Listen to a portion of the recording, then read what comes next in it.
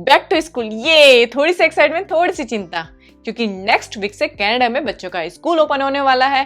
Finally उनका summer vacation over होने वाला है, जिससे बच्चे अपने रूटीन पे आने वाले हैं। बच्चों के साथ साथ पेरेंट्स भी रूटीन पे आने वाले हैं, लेकिन कहीं ना कहीं थोड़ी सी चिंता होती है।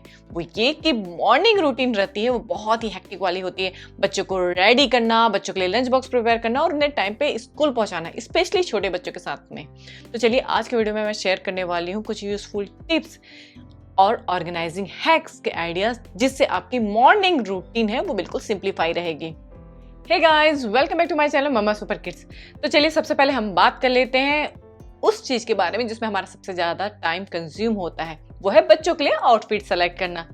अगर बच्चों का स्कूल यूनिफॉर्म है तब तो कोई दिक्कत नहीं है, आप रेगुलर बेस पे बच्चों को स्कूल यूनिफॉर्म पहना सकते हैं। लेकिन जब बात आती है बच्चों के आउटफिट के बारे में, तो आपने ऑब्जर्व किया होगा कि अगर बच्चों की स्कूल ड्रेस रहेगी तो बच्चा कोई डिमांड नहीं करेगा कि आज उसे मंडे में ये पहनना है या फिर ट्यूसडे में ये पहनना है। लेकिन यूनिफॉर्म नहीं होता तब बच्चों की भी डिमांड आ जाती है कि नहीं आज मुझे ये क्लॉथ पहना था, आज मुझे वो क्लॉथ पहना था।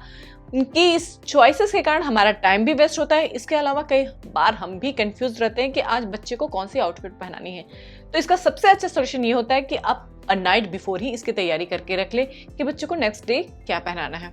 इसके अलावा अगर आप बहुत ज़्यादा बिजी रहती हैं या फिर आप वर्किंग है और आपके पास इतना भी टाइम नहीं रहता कि आप नाइट बिफोर इन सारी चीज़ों की तैयारी कर ले, तो जो पर्सनली मैं फॉलो करना पसंद करती हूँ जिससे बच्चा भी बिल्कुल सिस्टमेटिक हर चीज़ों को फॉलो करे और मुझे कोई स्ट्रेस भी नहीं रहे, वो ये है कि मैं इस तरीके का घर पे मेरे रखा हुआ था स्टोरेज ऑर्गेनाइजर, जिसे मैंने लेबल लगा के रख दिया है मंडे टू फ्राइडे का। जहाँ पे सुयोग जो सिर्फ अभी 4 साल का है, उसने खुद से ही क्लॉथ पिक किया है कि उसे कौन सा क्लॉथ पहनना है जिससे उसका कोई डिमांड नहीं आएगा। अगर हो सकता है अगर डिमांड आएगी कि नहीं आज मुझे मंडे का वेडनेसडे को पहनना है, वेडनेसडे को मंडे का, तो डेफिनेटली हम उसे एक्सचेंज कर सकते हैं। लेकिन आप देख सकते हैं इससे कितना सिंप्लीफाई हो जाता है हमारा वर्क। नेक्स्ट मॉर्निंग में हमें कोई स्ट्रेस नहीं रहता है कि आज कौन सा क्लॉथ जाने वाला है। अगर वेदर चेंज हो रहा है तो इसका भी बेस्ट सॉल्यूशन ये है कि आप a night before weather forecast check कर लीजिए और उसके अकॉर्डिंग क्लॉथ भी चेक कर सकते हैं। लेकिन हाँ, अगर आप इस तरीके से करेंगे तो आई एम श्योर बच्चों को डेज के भी नॉलेज होते हैं, बहुत सारी चीजें हैं। अगर हम बच्चों को अर्ली एज से इन सारी चीजों के बारे में सिखाना स्टार्ट करें तो बच्चे में डिसीजन लेने की भी कॉन्फिडेंस आती है। सेकंड, जिसमें हमारा बहुत ज्यादा टाइम कंज्यूम होता है और बहुत ही स्ट्रेसफुल होता है हर पेरेंट्स के लिए, वो है बच्चों के लंच बॉक्स या फिर स्नैक्स बॉक्स में क्या पैक किया जाए जिससे उनका लंच बॉक्स फिनिश हो जाए। तो उसका सबसे बेस्ट सोल्यूशन और एक तीर में 2 निशाना लगाने वाली बात वो ये है कि बच्चों को इन्वॉल्व किया जाए। जी हाँ, अब आप सोच रहे होंगे कि वो कैसे, बच्चा छोटा है वो किस तरीके से इन सारी चीज़ों को डिसाइड करेगा। डेफिनेटली बच्चा ही उन सारी चीज़ों को डिसाइड करता है। एक बार आप उन्हें इन्वॉल्व करके देखिए। सबसे बेस्ट थिंग तो ये होता है कि बच्चे की जो डिसीजन पावर होती है वो बढ़ती है, बच्चे को फीलिंग आती है कि हाँ मैं बड़ा हो गया हूँ। इसके अलावा अगर आप बच्चे के पसंद के अकॉर्डिंग उनके लंच बॉक्स को पैक करेंगे तो डेफिनेटली बच्चा पूरा तो नहीं लेकिन कुछ ना कुछ तो खा के आएगा। ऐसा नहीं होगा कि पूरा आपका लंच बॉक्स उसी तरीके से आ जाएगा, पहले के तरीके से नहीं होने वाला। आप इस चीज़ को ट्राई करिएगा। सेकंड थिंग, जो आप हमेशा यही सोचते हैं ना कि क्या बनाया जाए क्या बनाया जाए, वो बच्चा ही खुद से इन सारी चीज़ों को सॉल्व कर देगा।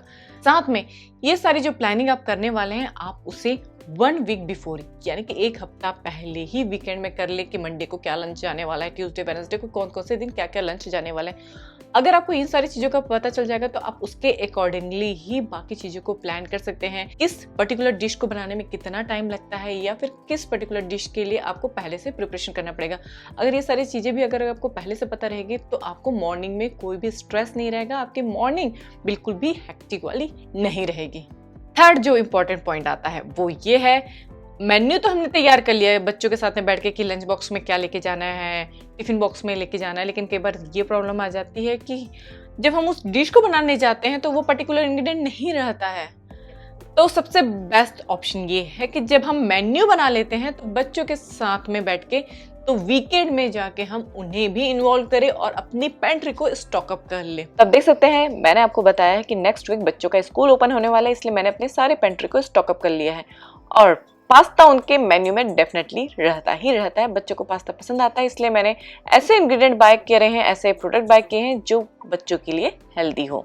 इसके अलावा बच्चों को मैं स्नैक्स में मोस्टली फ्रूट्स या फिर ड्राई स्नैक्स पैक करके रखती हूँ। अगर बच्चों के लिए फ्रूट्स पैक करने वाले हैं आप, तो आप ये कर सकते हैं कि पहले से ही फ्रूट्स को आप वॉश कर ले, वाइप कर ले और किसी भी बॉक्स में स्टोर करके रख ले रेफ्रिजरेटर में। और जब बच्चों के लिए स्नैक्स बॉक्स आप पैक करने वाले हैं तो आप उस धुले हुए फ्रूट्स को आराम से पैक करके रख सकते हैं। इसके अलावा जैसे मैंने आपको बताया कि मैं ड्राई स्नैक्स भी पैक करके रखती हूँ, तो ये जो काम है फ्रूट्स के और ड्राई स्नैक्स के, वो मैं पहले से ही प्रिपेयर करके रख लेती हूँ। जिस दिन भी मुझे लगता है कि मेरे पास टाइम है तो मैं उस ड्राई स्नैक्स को बना के रख लेती हूँ, जैसे कि मखाना हो गया, कैरेमल पॉपकॉर्न हो गए, या फिर बच्चों का फेवरेट मफिन्स हो गया, जो लंबे समय तक खराब नहीं होती है और हमारा काम भी बहुत ही सिंप्लीफाई हो जाता है। अगर आपको लंच बॉक्स के रेसिपीज के आइडियाज चाहिए तो मैंने आप लोगों के साथ में बहुत सारे लंच बॉक्स की रेसिपी शेयर कर चुकी है, जहाँ पे मैंने आपके साथ शेयर किया हुआ है किस तरीके से क्रिएटिव वे से बच्चों के लिए लंच बॉक्स बनाया जाए। सेकंड थिंग कि अगर जिस दिन हमारा मूड नहीं है, बिल्कुल लेजी डे है, हमारा सिक फील कर रहे हैं, तो उस दिन के लिए भी हमें क्या लंच बॉक्स बनाना चाहिए, जहाँ पे हमें नो कटिंग नो चॉपिंग, ऐसी रेसिपी भी मैं शेयर कर चुकी हूँ। इसके अलावा लेफ्ट ओवर यानी कि बची हुई रोटी या फिर ताजी रोटियों को यूज़ करके किस तरीके से हम लंच बॉक्स बना सकते हैं। इसके अलावा और भी बहुत सारे लंच बॉक्स की रेसिपी मैंने आप लोगों के साथ शेयर कर चुकी है, स्नैक्स बॉक्स की रेसिपी शेयर कर चुकी है, उन सब का लिंक आपको डिस्क्रिप्शन बॉक्स में मिल जाएगा। नेक्स्ट पॉइंट आती है, वो ये है कि सारी चीजों को ऑर्गेनाइज करके रखना। तो इसके लिए मैं क्या टिप फॉलो करती हूँ वो ये है, आप देख सकते हैं सारे lunch box, snacks box, water bottle मैंने पर्टिकुलर एक जगह पे रखा है, क्योंकि कई बार इतना ज्यादा स्ट्रेस हो जाता है अगर हम सारी चीजों को ऑर्गेनाइज करके या फिर प्रॉपर एक ही प्लेस पे नहीं रखते हैं, तो हम उसी चीजों को ढूंढने में टाइम वेस्ट कर देते कि लंच बॉक्स कहाँ गया, वाटर बॉटल किधर गया, मैंने तो इधर रखा था। ये उथल पुथल अर्ली मॉर्निंग बिल्कुल भी नहीं होती है घर में। इसके अलावा मैंने इस बात का ध्यान रखा है कि ये उस लेवल पर ही रखा जाए जिस लेवल पे बच्चे का हाथ पहुंच जाए। सुदीक्षा अभी वो 8 साल की है, मैं उसे खुद से ये ट्रेन कर रही हूँ कि वो खुद से अपने स्नैक्स बॉक्स पैक करके रख ले, तो यहाँ से उसे इजी हो जाएगा इन सारी चीजों को निकालना। वो खुद से अपने स्नैक्स बॉक्स भी पैक करके रख सकती है। इसके अलावा स्कूल स्टार्ट होने से पहले मैं एक काम और कर लेती हूँ, वो ये है कि बच्चों के लंच बॉक्स, स्नैक्स बॉक्स और उनके वाटर बॉटल में इस तरीके से नेम टैग लगा के रख लेती हूँ। और आप देख सकते हैं मैंने सुदीक्षा नाम का प्रिंट आउट निकाला है और उसके ऊपर सेलो टेप स्टिक कर दिया है। नेक्स्ट बहुत ही अमेजिंग ऑर्गेनाइजिंग टिप्स जो हमें फॉलो करना चाहिए, मुझे वो लगता है वो है कि अगर आपके घर में ड्रॉप ऑफ पॉइंट नहीं है जहाँ पे बैग रखा जाए, तो डेफिनेटली आई विल सजेस्ट कि एक ऐसा कोई जगह बनाइए जहाँ पे बच्चा उस बैग को रख सकता है। क्योंकि मोस्टली देखा जाता है जब बच्चे स्कूल से आते हैं तो कई बार काउच में रख देते हैं, कई बार फ्लोर में रख देते हैं, या फिर किसी ऐसी जगह पे रख जाते हैं जहाँ पे हमें उनके बैग को ढूंढने में ही आधा से ज़्यादा टाइम निकल जाता है। इसलिए सबसे बेस्ट ये होगा कि आप ड्रॉप ऑफ पॉइंट बना के रख लीजिए, घर में कोई ऐसी जगह बना के रख लीजिए जहाँ पे बच्चा आने के बाद उसे प्रॉपर एक जगह में हैंग करके रख ले। मैं रेंट के घर पे रहती हूँ, मेरे घर में उतनी स्पेस नहीं है, तो मैंने यूज़ किया हुआ है, आपको दिखाती हूँ करने वाली हूँ जो, वो ये है कि कमांड का इस तरीके का आता है जो डैमेज फ्री हैंगिंग करता है, जो वॉल में भी आप इसे लगा सकते हैं अगर डोर में लगाना है, लेकिन ऐसी जगह लगाइएगा जो बच्चों के हाथों में आराम से पहुंच जाए, उनकी जो रीच में है वहाँ पे पहुंच जाए, जिससे कोई दिक्कत नहीं आएगी कि आपको ही हैंग करना है। बच्चा आराम से स्कूल से आएगा, वो प्रॉपर स्पॉट में उसे हैंग करके भी रख सकता है। या फिर अगर आपके घर में मड रूम है या फिर अगर आपका ओन हाउस है तो उसे भी आप बहुत ही अच्छी तरीके से क्रिएट कर सकते हैं, एक ड्रॉप ऑफ पॉइंट बना सकते हैं। और इन सारी चीज़ों को करने से प्लस पॉइंट ये होगा कि जब बच्चे बाहर जाते हैं, जिससे जो बैग में जर्म्स हो गए हैं या लगे होंगे, वो घर के बाकी जगह तक नहीं फैलेंगे। इन सब के अलावा एक और बहुत ही इंपॉर्टेंट पॉइंट कि जो बच्चों के मॉर्निंग टाइम होती है वो बहुत ही स्ट्रेसफुल इस कारण हो जाती है क्योंकि बच्चा मॉर्निंग में उठता ही नहीं है। तो इस स्ट्रेसफुल से बचने का सबसे अच्छा तरीका यह है कि टाइम मैनेजमेंट कर ले। तो यहाँ पे आप देख सकते हैं मैंने टाइम मैनेजमेंट के लिए क्लॉक को कुछ इस तरीके से कलर किया हुआ है, साथ में उसके नीचे कलरफुल पेन का यूज करते हुए किस पर्टिकुलर एक्टिविटी में हमें कितना टाइम देना है वो मेंशन कर दिए। इससे होगा ये कि अगर बच्चा छोटा है फिर भी वो कलर को देख के समझ सकता है कि उसे क्या करना है, थोड़ा सा हमें उसे हेल्प करना पड़ेगा, लेकिन सारी रूटीन है वो टाइम टू टाइम होते रहेगी और हमें बार बार बच्चे को किसी भी वर्क करने के लिए प्रेशर देना नहीं पड़ेगा। होप सो आज के बताए हुए सारे टिप्स और ऑर्गेनाइजिंग हैक आपके लिए यूजफुल होंगे।